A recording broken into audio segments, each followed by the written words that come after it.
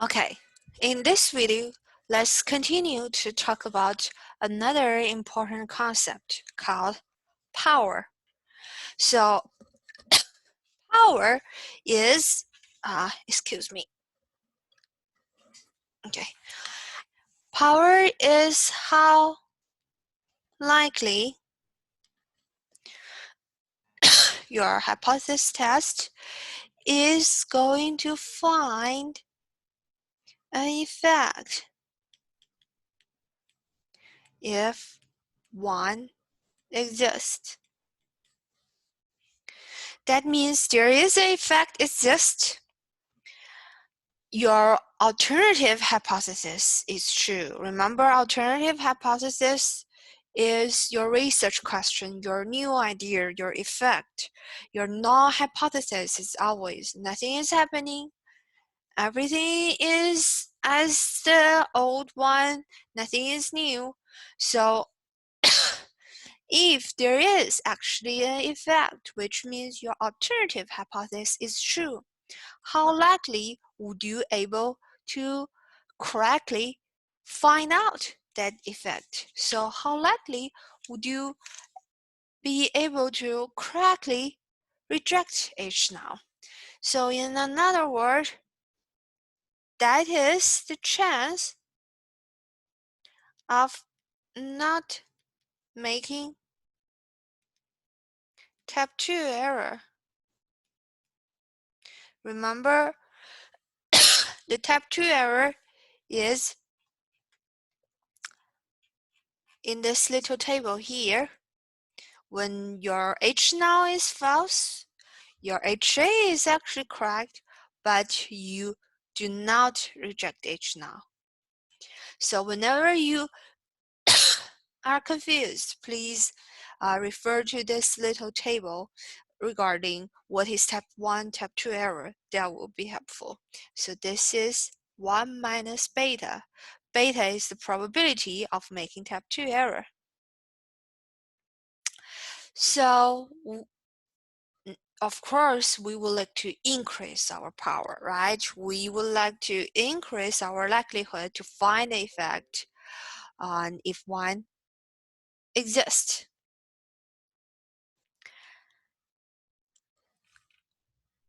So, how could we increase the power?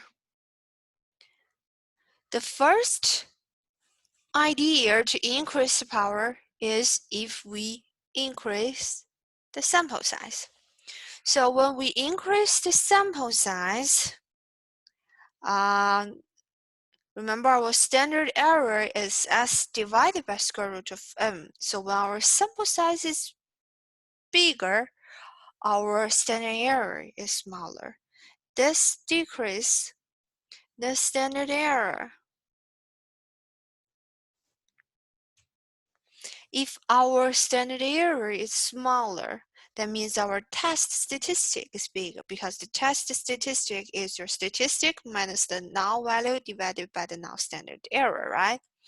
So that means you are going to have a bigger test statistic. Do you guys still remember? This is a short of test statistic. Now, if your test statistic is big, which means your test statistic is more extreme, then you will have a smaller p-value. So that will decrease the p-value. When your p-value is small, that means you are more likely to reject H null. Remember, the rule of thumb is when p-value is less than alpha, so we reject H null. Then your p-value is small, that means you are more likely, you are easier to be, your H null is easier to be rejected. So you won't make the mistake of fail to reject H null when H null is actually true. Similar idea. If you increase your significance level, that is the alpha, that is the probability of type 1 error, right? So as I've mentioned, the rule of thumb is p-value is less than alpha, we reject H now. Suppose your p-value is still the same p-value. Now your alpha is bigger. You increase your alpha. Then you are more likely to reject H now, right? Because if alpha is bigger, it's more likely to have a p-value that is smaller than alpha, so your H null is more easily to be rejected. So for example,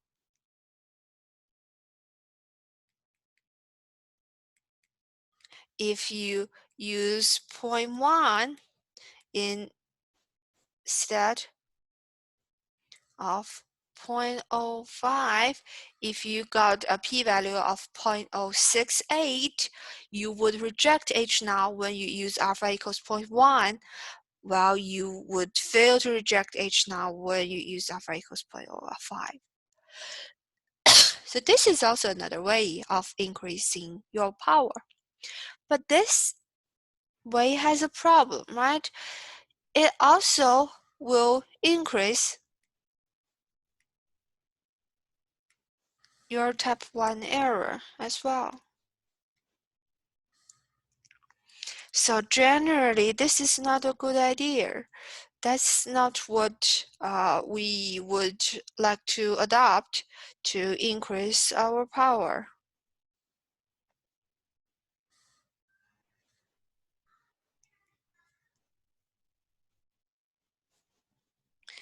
Unless you are more concerned about making a type 1 error instead of making unless you are more concerned about making a type 2 error instead of the type 1 error, like the example we have seen in the malaria case. So unless you are more concerned about making a type 2 error. So another way to increase the power is if your data has a bigger difference to find. If your data itself is really different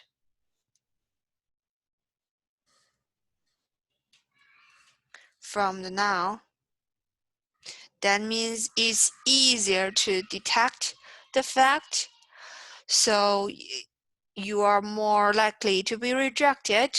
Is less likely to make a type 2 error by failing to reject it.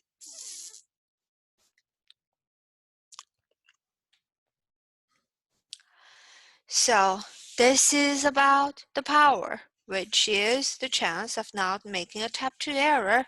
That is how likely your hypothesis test is to find a fact, if one exists. There are some important points that I would like to mention about the power. So in practice, we often want to protect the status quo. We don't want to reject, we don't want to change the way we live. Instead, that we really have a good reason for it. So we are most concerned with keeping our type 1 error low, which means, what is a type 1 error? That is, your H now is actually true, but you reject H now. So what's the status quo is actually true, but you reject it. So in the idea of protecting the null hypothesis, we are more concerned to keep the alpha low. So what we are doing is we will set up an alpha. So we give an alpha before the hypothesis test. That's the highest type 1 error that I could stand. We can't make more type 1 error than that alpha, then given a set alpha, we try to minimize our type 2 error as much as we can. However, for a fixed number of sample size n, you can't decrease your alpha and beta at the same time. This is a trade-off between alpha and beta when your sample size is fixed. So if you have an alpha that you want it to be lower, then for fixed sample size, you have to sacrifice your beta. By saying sacrifice, I mean you have to understand that you may make higher type 2 error.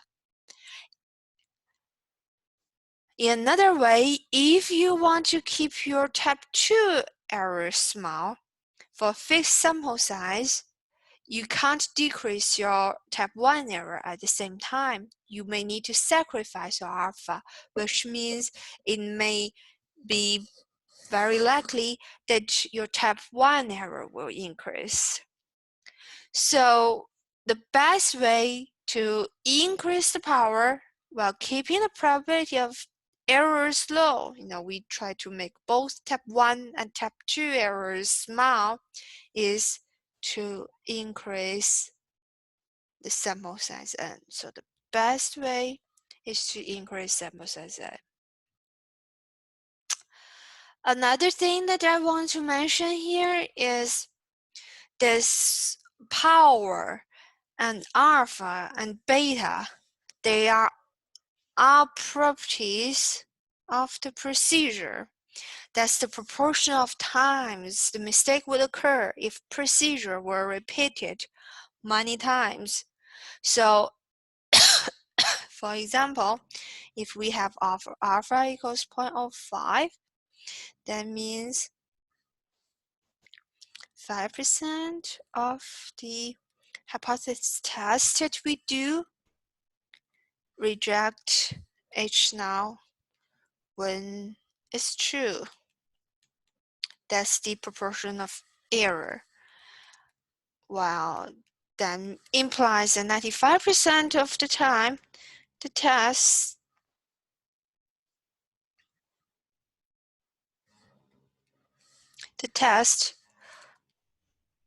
is doing a good job.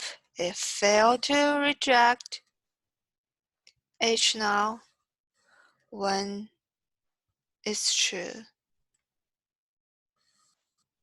Similar idea for beta. If beta equals 0.10, that means 10% of hypothesis tests do not reject H null when it's false. That is 90% of the test did a good job. They reject H null when it's false. So they are all talking about the properties of a procedure. If for just one single hypothesis test that we are going to do, that we are going to perform, we don't really know if we are making a mistake or not. We either made a mistake or we didn't. We don't really know. What we only know is the procedure, that the hypothesis test procedure that we are talking about will lead to 95% of the test fail to reject H null when it's true if we set up alpha to be 0.05. So we don't know anything about whether this test is going to be a mistake or not for one single hypothesis test. Again, is the idea of the procedure should lead to the correct answer most of the time.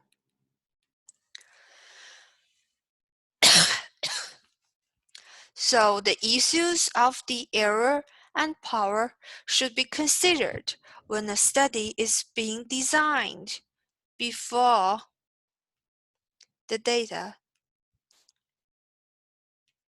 is collected.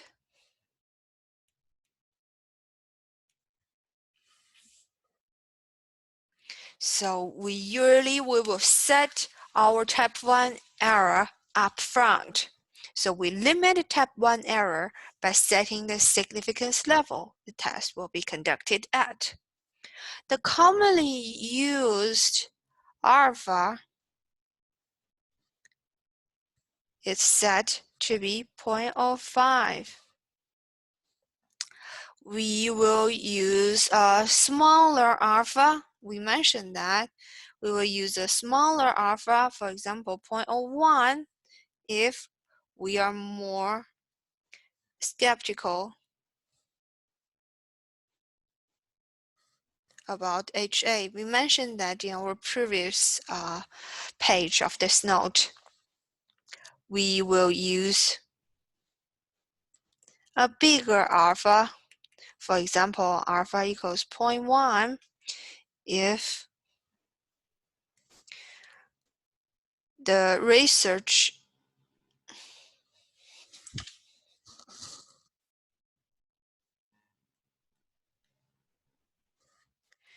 is more exploratory. We just want to explore the thing. We are not really changing the status quo yet. So it's okay that we release the restriction a little bit by setting a bigger alpha. Now, if you are more concerned about your type 2 error, like the malaria disease case that we have seen. So we are more concerned about the type 2 error.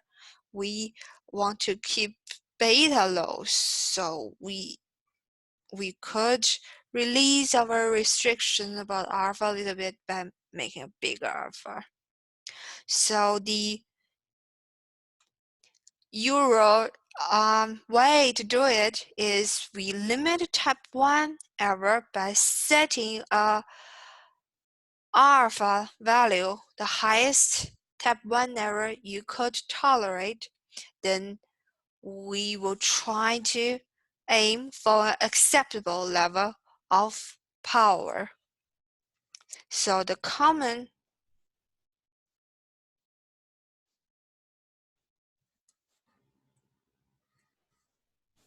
is to aim for 80% power or higher. So we set our alpha, we try to aim for higher power.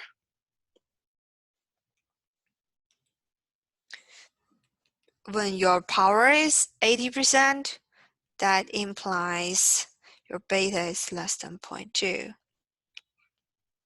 And we could determine N we needed to achieve the aim level, for example, 80% power, as we talked about. So this is some other topics that you probably will see in later SAS class, how to find the N. But in our video here, we will stop here for this video.